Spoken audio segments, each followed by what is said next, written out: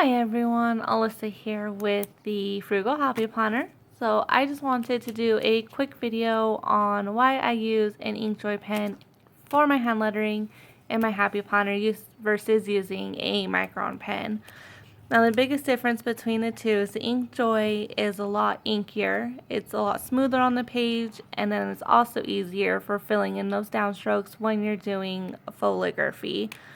And also the price difference is pretty big. I actually got this at my local Dollar Tree. It was a 1-pack for $1 versus the Micron, which you can get maybe a 4 or 5-pack at like Michael's or Joann's for about $12.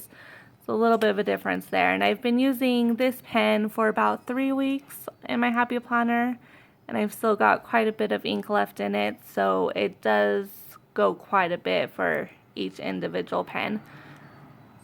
So I just wanted to do a quick demo on the differences between them with doing the hand lettering. And the biggest hand lettering I do is a foligraphy, so that's just what I'm going to demo here today. And I just have a piece of scrap paper for my Happy Planner from last year that I'm going to use. So I'm just going to go ahead and just do one word per each pen and just kind of walk you through the differences. So with the Inkjoy, what you see right off the bat is it is a lot inkier. It gives off a lot more ink as you're writing, and it's a very bold ink as well.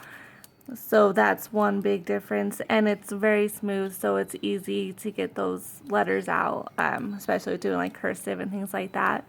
And then with doing the foligraphy, it's really easy to go in and kind of make those downstrokes heavier because it does give off so much ink. That is super easy to go and fill that in. So especially if you are beginning with doing foligraphy, it is super easy to kind of get that going.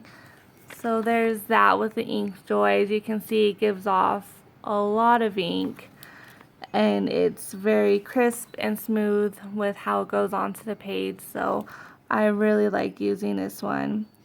And I'm just going to show with the Micron to kind of showcase the difference there. So with the Micron, it's not as smooth coming out, and it's not as inky either. So you can kind of see the difference there. It wasn't quite as bold of an ink coming out. So a lot of times I do find having to go over a few places a few times because I didn't get as much ink as I would have wanted. And then with doing the foligraphy, filling in a downstroke, it's a little bit more challenging because it doesn't give off so much ink. So I find that I have to go over kind of the same lines over and over again. So it's just not as smooth or as easy with kind of doing those downstrokes, and it takes a little bit longer, and it's just not as smooth filling. So that's kind of why I prefer the Inkjoy, because it is a lot smoother. So there's the differences there. The top one's the Inkjoy, the bottom one's the Micron. So yeah, so with the Inkjoy, I do find that it's a lot easier to write, especially if you're a beginner, because it is a lot inkier and smoother on the page versus the Micron, which just isn't as smooth. And then it's also a lot more affordable as well. So that's what I really like about it too.